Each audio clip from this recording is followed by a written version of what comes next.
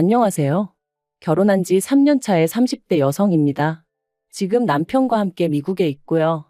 그런데 저희가 미국에 있는지 아는 사람은 아무도 없어요. 메신저가 있으니 아예 연락이 다 끊어진 건 아니지만요. 아무튼 이런 상황인데 엊그제 아주버님하고 형님이 쌍으로 연락을 해왔습니다. 어머님이 병원에 입원하셨는데 그래도 자식돌이는 해야 하지 않겠냐며 말이죠. 그리고 그 연락을 받고 나니까 자식돌이가 도대체 뭘까 하고 생각하게 되대요. 어머님은 본인 스스로 어머니 노릇을 하셨다고 생각하시는 건가 묻고 싶기도 하고. 남편하고는 친구의 소개로 만났어요. 그런데 좀 속상한 이야기지만 남편과 제 소개팅은 사실 친구가 좋은 뜻으로 주선해준 자리는 아니었더라고요.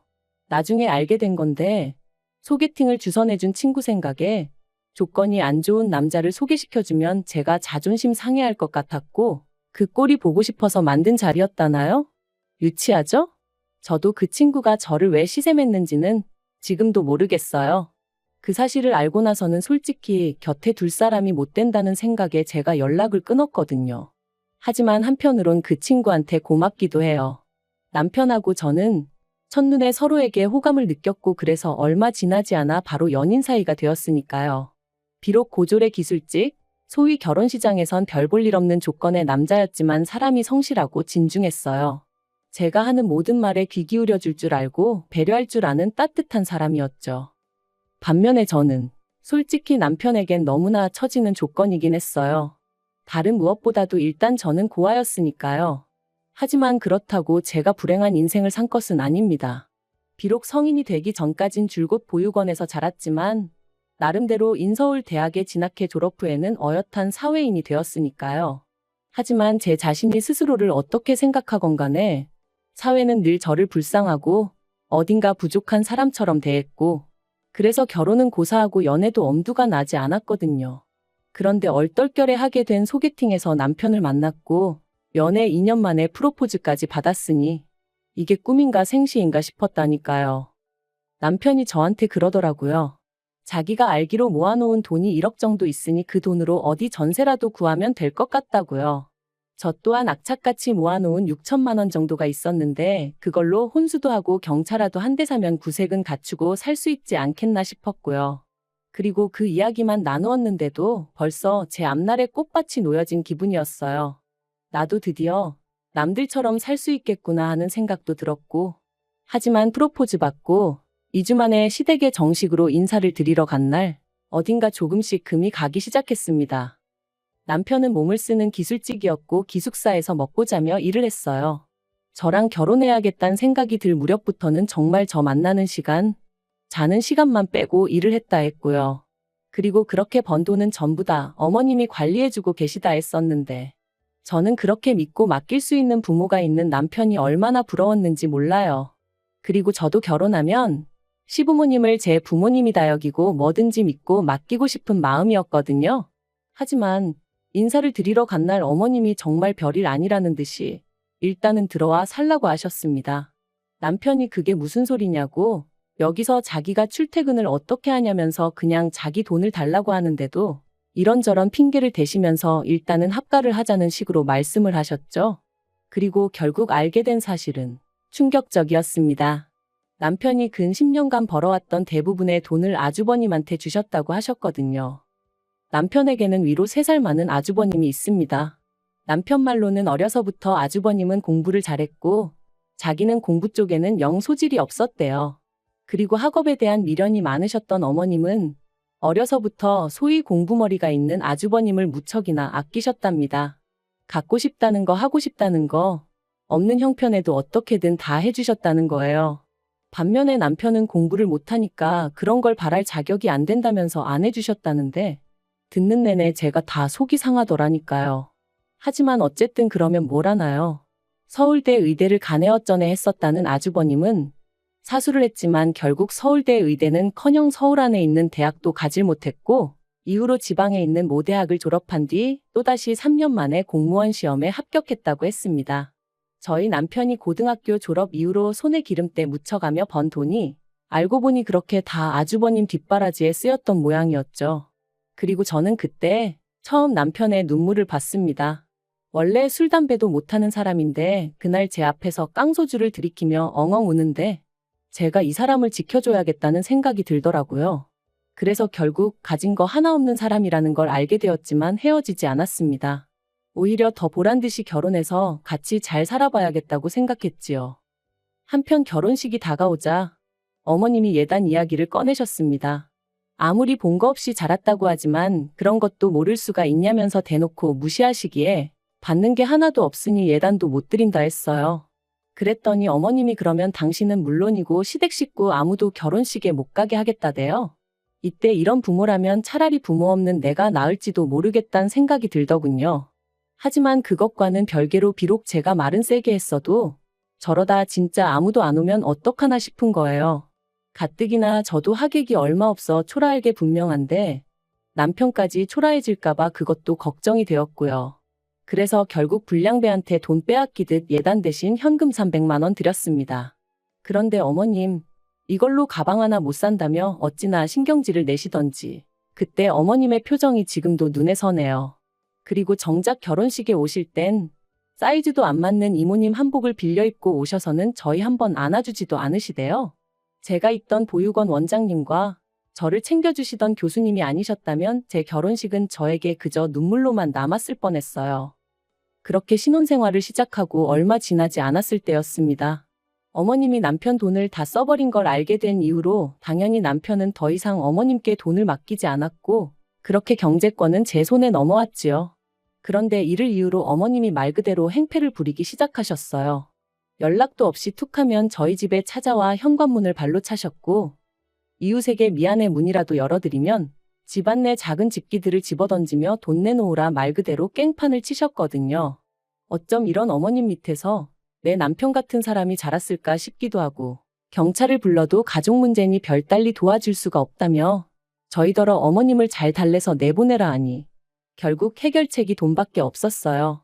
그래서 매달 50만 원씩 드리는 걸로 가까스로 어머님을 달랬는데 그 50만 원이 알고 보니 아주버님네 애들 학원비로 들어갔더라고요. 저희는 당장 먹고 사는 게 빠듯해서 애는 꿈도 못 꾸는 마당이었는데 그리고 이런 일들이 몇 번이나 반복되고 나니 아무리 제가 남편을 사랑한다고 해도 지치더라고요. 어떻게든 남편하고 똘똘 뭉쳐 보란 듯이 잘 살아보려고 했는데 이러다 내가 죽겠구나 싶었죠. 그래서 남편한테 이혼하자고 했어요. 어머님 때문에 더는 못 버티겠다고 차라리 혼자일 때가 나았다고 가족이 아니라 왼수라는 말이 이제 뭔지 정말 알겠다고요. 그랬더니 남편이 자기가 어머님을 버리겠다 하대요.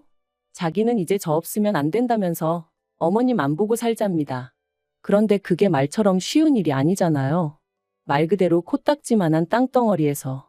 그래서 아무리 남편이 안 보고 살자 해도 그게 그렇게 와닿지가 않았습니다. 그래서 천륜을 어떻게 끊냐 그냥 내가 물러나겠다 했는데 안 된대요. 자기가 어떻게든 방법을 찾겠다고 하더라고요. 그리고 그렇게 이혼 이야기가 오간 지 2달쯤 됐을 땐가 남편이 저더러 미국 가자입니다. 그래서 갑자기 그게 무슨 소리냐니까 남편이 일하는 회사에서 이번에 미국에 공장을 짓게 되었는데 남편더러 관리자로 가겠냐 하더래요. 그래서 그냥 무조건 가겠다고 했다면서 반년만 참아달라는 거였죠. 미국이라니 상상조차 못 해봤는데. 그런데 한편으론 남편과 처음 결혼을 약속했을 때처럼 뭔가 다시 밝은 미래가 보이는 기분이었어요. 인터넷을 찾아보니 못해도 10시간은 걸린다는데 그럼 어머님이 멋대로 찾아오진 못하시겠지 하는 생각도 들고 숨통이 트이는 기분이었죠. 그리고 올해 초 남편이 말했던 대로 저희는 미국에 나오게 되었습니다. 나오기 3주 전부터 조금씩 짐을 싸기 시작했는데 혹시나 어머님이나 아주버님네가 눈치를 채진 않을까 싶어 얼마나 조심스러웠는지 몰라요. 게다가 저도 스스로 좀 당황스러웠던 게 이렇게 가는 게 정말 맞는 걸까 하는 생각이 들더라고요. 지금이야 남편이 저 없으면 안 된다고 하지만 훗날 저 때문에 어머님하고 연 끊었다 저 때문에 형하고도 틀어졌다. 그렇게 저를 원망하게 되면 어쩌나 하는 걱정이 되었거든요. 그래서 몇 번이나 남편에게 정말 괜찮겠냐 후회 없냐 물었고 그때마다 남편은 내가 내린 결정이다. 후회하지 않는다 당신 탓하지 않을 거라며 저를 안심시키려 들었지만 그럼에도 불구하고 어째서인지 하루가 다르게 걱정이 커져만 갔어요. 그런데 정말 어머님께 감사하다고 해야 할까요? 마지막 남은 전까지 끊어내게 해주셨거든요. 출국을 일주일 남기고 저희 나름대로 이별식이다 생각하며 어머님과 식사 자리를 갖게 되었습니다. 저희 계획대로라면 정말 마지막이 될 자리였으니 말 한마디라도 좋게 주고받을 수 있으면 살아가는데 위로가 되지 않을까 싶기도 했고요. 그런데 그렇게 모인 자리에서 어머님이 대뜸 너네 전세 계약은 언제 끝나냐 하시더니 그게 보증금이 얼마냐고 물으시더라고요. 여담이지만 어머님은 저희 부부가 돈도 얼마 못 번다는 걸 뻔히 아시면서도 그렇게 만날 때마다 돈. 아무튼 그래서 그건 왜 궁금해하시냐니까 아주머님네가 이사를 가야 한답니다. 시조카들이 통학하는데 신호등도 있고 그래서 위험하다며 학교를 품고 있는 아파트 단지로 이사를 가야 되는데 돈이 한 5천 정도 부족하다고. 그러니까 일단 저희더러 집을 작은 데로 옮기든 시댁으로 들어와 살든 하고 저희 가진 돈은 아주버님네한테 좀 빌려주라나요? 정말이지 한숨이 절로 나왔죠. 그래서 그렇게 못해드린다 하고 딱 자르니 어머님이 내가 너한테 물었냐 내 아들한테 물었지 하시는데 남편이 자리를 박차고 일어나더라고요.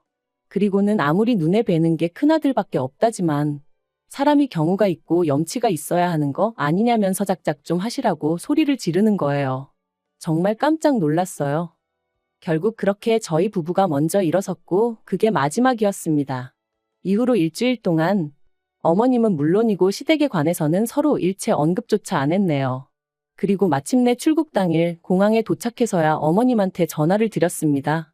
그런데 어머님은 전화를 받으시자마자 싸가지 없는 자식들이 이제서야 전화를 했다며 욕을 퍼부으셨고 일말의 희망마저 거둬들인 아니 남편은 전화에다 대고는 저희 한국 든다고 그러니 이제 저희 죽었다 생각하시라고 악을 썼어요. 그리고는 어머님이 뭐라고 대꾸도 하기 전에 전화를 딱 끊어버리더군요. 미국에 도착하고 이후로 두세 달은 정말로 정신이 하나도 없었어요. 남편이나 저나 영어는 아주 기본적인 의사소통밖에 못하는 사람들이었고 그렇다 보니 여러 가지로 신경 쓸 일이 한두 개가 아니었죠. 그런데 아이러니하게도 그 어느 때보다 즐거웠어요. 마치 처음처럼 저희가 원하는 것, 서로가 바라는 것에만 집중할 수 있었거든요. 싫은 소리가 오갈 일도 없었고요. 그래서 저희 두 사람 사이는 전에 없이 더 가까워지고 돈독해져 갔습니다. 그리고 벌써 미국에 온 지 10개월이 다 되어 가는데 아주버님한테 연락이 왔어요. 어머님이 쓰러지셨답니다. 원래도 당뇨에 고혈압이 있으셨고 그래서 제가 한국에 있을 때는 병원도 모시고 다니고 드시는 음식도 챙겨드리고 했었는데 제가 나오고 나서는 아무도 신경 쓰지 않았던 건지 아무튼 그래서 입원을 하셨다면서. 그런데 아주버님 말이 자기는 출근해야 되고 형님은 애들 봐야 하니 어머님 병간호 할 사람이 없대요. 그러니까 저희더러 어디에 있는지는 몰라도 일단은 한국에 와야 하지 않겠냐면서 이러다 어머님 잘못되시면 후회할 거라고 자식 도리는 해야 하지 않겠냐는 거였죠. 그리고 옆에서 가만히 듣고 있던 남편이 형이 간병인 불러드리면 되겠네 했습니다. 그랬더니 아주버님이야 우리가 돈이 어딨냐 하는데 남편이 욕 나오게 하지 말라고 어머니가 내 돈 다 형한테 갖다 바친 거 모를 줄 아냐고 형이야말로 사람이 돼서는 할 도리는 좀 하고 살아라 그러더군요. 그런데 아주버님도 가관이었어요. 난 네 돈인지 모르고 썼어. 내가 달라고 한 거 아냐. 듣는데 정말이지 어이가 없더라고요. 100번 양보해 저희 남편 돈이지 몰랐다고 치면 정말 어머님이 자기한테만 잘해주는 걸로 알고 받았다는 건데 그럼 이럴 때일수록 본인이야말로 더더욱 자식돌이 해야 하는 거 아닌가 싶었으니까요. 그리고 최소한 저희 남편한테 어찌됐든 미안하다 한마디는 하는 게 정상 아닌가요? 그래서 제가 남편더러 그만 얘기하라 했어요. 시간 낭비라고 인간 같지도 않다고요. 그리고 그렇게 전화를 끊고 저희는 둘 다 한참을 말없이 있었습니다. 남편은 씩씩대며 화를 참지 못했고 그런 남편을 보는 제 마음도 편치만은 않았으니까요. 무슨 말을 해야 할지 위로를 해줘야 하는 건지 같이 화를 내야 하는 건지 그조차 가늠이 되질 않았네요. 하지만 결론부터 얘기하자면 어머님을 뵈러 가지는 않기로 했어요. 아무리 부모 자식 간이라고 해도 서로 간의 믿음이라던가 추억이라던가 그런 게 있어야 하는데 남편이 말하길 자기가 아무리 생각을 해봐도 그런 게 없답니다. 그러니 자기도 더는 뭘 해드리고 싶은 생각이 눈꼽만큼도 안 들고 솔직히 말해서 어머님이 병원에 계시다는 이야기를 들었어도 별로 걱정이 되질 않는다대요. 오히려 그 일로 아주버님이 저러고 나오는 게 꼴보기 싫을 뿐이라면서.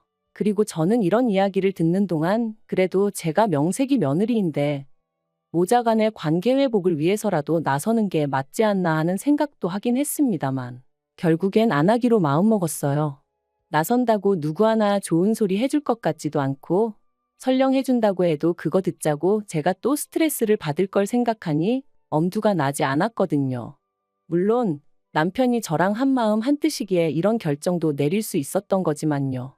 아무튼 지금은 남편하고 알콩달콩 오순도순 잘 지내고 있고 그래서 살만 납니다. 그리고 저에게 딱 한 가지 소원이 있다면 앞으로도 지난 2년, 지난 세월은 있고 지금처럼만 행복하게 지낼 수 있으면 좋겠다는 것뿐이에요.